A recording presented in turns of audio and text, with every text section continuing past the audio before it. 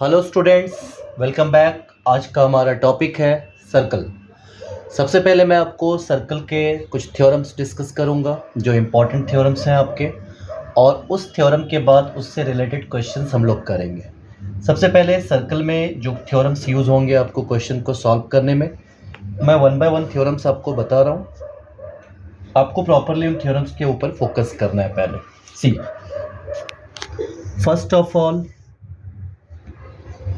Circle में अगर आप सेंटर से दो लाइंस को ज्वाइन करते हो, आपको पता है ये रेडियस है अगर ये सेंटर है तो, और इन दोनों पॉइंट से सर्कल के दो पार्ट्स को आप अगर ज्वाइन कर देते हो तो यहाँ पे एक एंगल फॉर्म होता है और सेंटर पे भी एक एंगल फॉर्म हो रहा है। तो ऑलवेज जो सेंटर का एंगल है वो इस एंगल का डबल होगा। आपको बस माइंड में एक ही चीज़ रखनी है, ये पॉइंट्स को ऑब्जर्व करना है। ए एंड बी से एक एंगल सेंटर पे बन रहा है और दूसरा एंगल सर्कल पे बन रहा है। तो सपोज़ अगर सी एंगल की वैल्यू 30 डिग्री है तो ओ की वैल्यू हो जाएगी 60 डिग्री। या फॉर एग्जांपल आपके पास किसी भी सर्कल में अगर सर्कल का एंगल 100 डिग्री है तो यहाँ पे एंगल 50 डिग्री हो जाएगा। इस थ्योरम का स्टेटमेंट हम बोलते हैं angle subtended by an arc at the center is double the angle subtended at the remaining part of the circle or circumference of the circle. First of all, this is very important theorem. 1 mark question में इस theorem से questions आने के chances हैं। दूसरा theorem देखिए, किसी भी सर्कल में अगर फर्स्ट फिर से हम लोग दो पॉइंट लेते हैं ए और बी, इन दो पॉइंट से एक एंगल आपका इधर पे बन रहा है सर्कल को टच करते हुए, दूसरा एंगल आपका इधर को बन रहा है। तो यहाँ पे जो एंगल फॉर्म हो रहा है सी और डी प्लेस पर, ये दोनों एंगल की वैल्यू सेम होगी। इसको हम बोलेंगे angles on the same segment. क्या बोलेंगे? Angles on the same segment. मतलब अगर ये वैल्यू 40 डिग्री है तो ये भी 40 हो जाएगा, अगर ये आपका 50 डिग्री है तो ये भी एंगल आपका 50 डिग्री हो जाएगा। इस तरह के एंगल को बोलते हैं angles on the same segment. Segment आपको ऑलवेज रिमेंबर कि ए और बी जो दो पॉइंट आप ले रहे हो, इन दोनों पॉइंट से ही एंगल्स टच होने चाहिए सर्कल को, then you can say that it is angles on the same segment. Third theorem को देखो, अगर आपने सर्कल के डायमीटर को ज्वाइन कर दिया तो डायमीटर का अपोजिट एंगल जो है जो सर्कल पे बनता है वो हमेशा राइट एंगल होता है, इट इज़ 90 डिग्री। मैं ये थ्योरम आपको डिस्कस इसके लिए कर रहा हूँ क्योंकि क्वेश्चंस में आपको कोई भी थ्योरम्स आएंगे, सारे थ्योरम से रिलेटेड क्वेश्चंस आपको करने हैं। तो ये तीन एक इम्पॉर्टेंट थ्योरम आप देख सकते हो क्राइटेरिया। एक और वेरी इंपॉर्टेंट थ्योरम है, सर्कल के अंदर अगर एक क्वाड्रिलेटरल बना हो, always remember this type of quadrilateral which is inside the circle is called cyclic quadrilateral.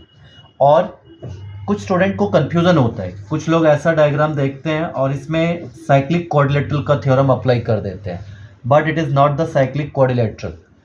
Cyclic quadrilateral has all the vertex touches the circle. अगर ऐसा नहीं है तो आप इसको साइक्लिक क्वाड्रिलेटरल कंसीडर नहीं कर सकते हो।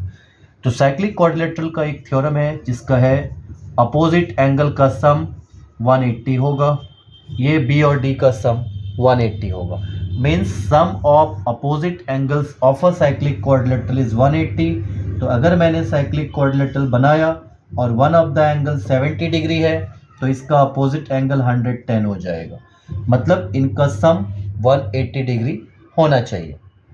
सो दीज आर द थ्योरम्स। कुछ और थ्योरम्स मैं बताता हूँ, हालांकि सर्कल चैप्टर में आपको कुछ इतने ही थ्योरम है, बट सर्कल के क्वेश्चंस कभी भी बोर्ड एग्जाम में ओनली सर्कल चैप्टर से नहीं आता, इंक्लूडिंग द टेंजेंट आता है। तो आपको सर्कल के साथ साथ टेंजेंट के थ्योरम भी पता होने चाहिए, but in the circle chapter only these theorems are very important, no other theorems are required. But in the tangent theorem there are so many theorem again, so just see the theorems on the tangent also. After that we will discuss some important type of question related to the circle. So first of all, see here, you know this is the circle, और circle को एक line अगर आप draw करते हो जो circle को touch करके जाती है, इसको हम बोलते हैं टेंजेंट। सर्कल के सेंटर से आप जब भी एक लाइन ड्रॉ करते हो टेंजेंट के ऊपर, ये राइट एंगल होता है 90 डिग्री। सबसे इम्पॉर्टेंट थिंग ये है कि जब आप इस लाइन को भी ज्वाइन कर देते हो तो ये एक राइट एंगल ट्रायंगल बन जाता है, और राइट एंगल ट्रायंगल में आप पाइथागोरस अप्लाई करके, if you know the two sides of the triangle, you can calculate the third side. For example, अगर मैंने ये 3 सेंटीमीटर लिया, ये 4 सेंटीमीटर लिया, तो यू नो अगर हम लोग इसको मार्किंग करते हैं ए बी, तो ओ ए आपका हाइपोटेन्यूस होता है और इसकी वैल्यू हो जाएगी 5 सेंटीमीटर. सो ये थ्योरम आप अप्लाई कर सकते हो टेंजेंट के लिए. Line joining from the centre to the tangent makes right angle. This is very important theorem. Second thing, किसी भी सर्कल में एक एक्सटर्नल पॉइंट से आप 2 टेंजेंट्स ड्रॉ कर सकते हो लाइक दिस, और टेंजेंट जो आप ड्रॉ करेंगे, इन दोनों टेंजेंट का लेंथ आपका इक्वल होगा. तो फॉर एग्जांपल कभी कुछ क्वेश्चंस ऐसे आ जाते हैं कि आपको ये एंगल की वैल्यू दी गई रहेगी और आपको ये एंगल बोलेंगे फाइंड आउट करो. तो सिंपली ये दोनों टेंजेंट्स आपके इक्वल हैं. अब आप एक बात माइंड में रखो कि ये 90 है, ये 90 है, तो इस क्वाड्रिलेटरल की प्रॉपर्टी को यूज़ करते हुए आप x की वैल्यू निकाल सकते हो 140 degree. Because in the quadrilateral the sum of all angle is 360, तो ये दोनों मिलके 90 90 180 हो रहे हैं, तो अपोजिट एंगल्स का सम भी 180 होगा.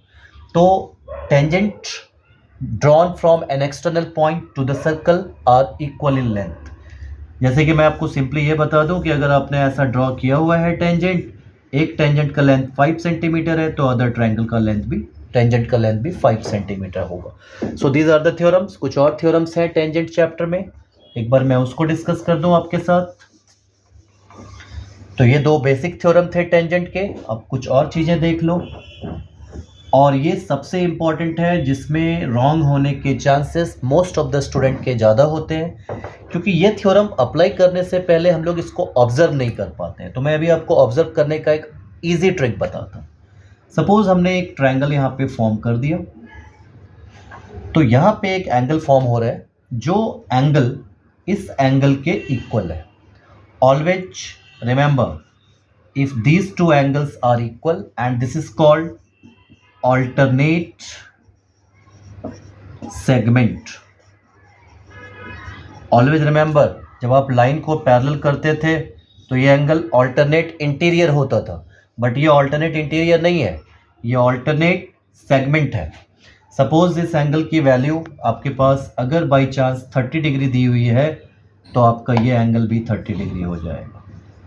एट द सेम टाइम, अगर ये एंगल की बात करो जिसको मैंने डबल लाइन से मार्क किया है, this angle is also equal to this angle, this is also called alternate segment theorem. So students, आपको ऑल्टरनेट सेगमेंट के क्वेश्चन आने का बहुत ज़्यादा चांसेस है. सो ये पार्ट आपको अच्छे से क्लियर करना है. जहाँ पे सर्कल के अंदर ट्रायंगल दिखे, तो these 2 are the alternate segment angles, तो आपको इस तरीके से इसको मार्क करना है. This is very important. एक और थ्योरम मैं अभी बताता हूँ टेंजेंट रिलेटेड. अब देखो, टेंजेंट में 2 तरीके से बात आती है.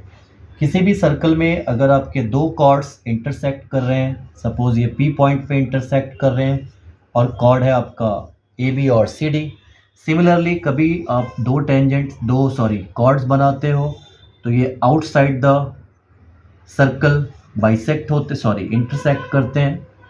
तो इस तरीके के पार्ट में आपको एक थ्योरम्स यूज़ करना होता है. PA into PB is equal to PC into PD.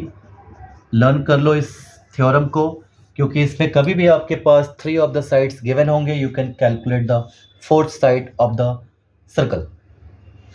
Similarly एक और थ्योरम आपके लिए बहुत इंपॉर्टेंट है, जिसको मैं अभी डिस्कस कर रहा हूँ यहाँ पे, और वो थ्योरम है, जब आप सर्कल को 2 पॉइंट पे इंटरसेक्ट करते हुए एक लाइन ड्रॉ करते हो, इसको सेकेंट बोलते हैं, और यहाँ से एक आप टेंजेंट ड्रॉ कर दो. तो ये जो थ्योरम है, इस थ्योरम का नेम है टेंजेंट सेकेंट थ्योरम. देखो, मैंने इसको P लिया, इसको T लिया, इसको A लिया, इसको B लिया. तो अगर आपके पास एक टेंजेंट और एक सेकेंट है, तो इस थ्योरम को हम बोलते हैं PT² is equal to PA into PB. जो आपका क्या है, इसको हम टेंजेंट सेकेंड थ्योरम बोलते हैं. एक सिंपल सा मैं यहाँ पे आपको बता दूँ कि आपके पास सपोज PA का लेंथ दिया हुआ है 4 सेंटीमीटर और AB का लेंथ दिया हुआ है आपके पास 5 सेंटीमीटर. अब फॉर एग्जांपल आपको पीटी फाइंड आउट करना है, तो मैंने यहाँ पे लिखा PT square is equal to PA का लेंथ 4 सेंटीमीटर है, 4 लिख दिया। पीबी का लेंथ 4 + 5 9 सेंटीमीटर है, तो 9 लिख दिया। तो पीटी स्क्वायर आपका 36 हो गया और पीटी की वैल्यू 6 सेंटीमीटर हो गई। 1 मार्क के लिए इंपॉर्टेंट है और कई बार ये सर्कल के क्वेश्चन में आपको डेफिनेटली मिलेगा। सो स्टूडेंट्स, जो थ्योरम्स मैंने सर्कल और टेंजेंट का साइमल्टेनियसली एक साथ आपको बताया, ये सारे थ्योरम का आपको पहले आइडियाज़ माइंड में रहना चाहिए टू सॉल्व द सर्कल का क्वेश्चन। सो मैं नेक्स्ट वीडियो में आपको सर्कल के कुछ इंपॉर्टेंट क्वेश्चंस डिस्कस करूंगा और उसके बाद आपको बताऊंगा कि किस तरीके से आप थ्योरम को कहाँ पे इम्प्लीमेंट कर सकते हो।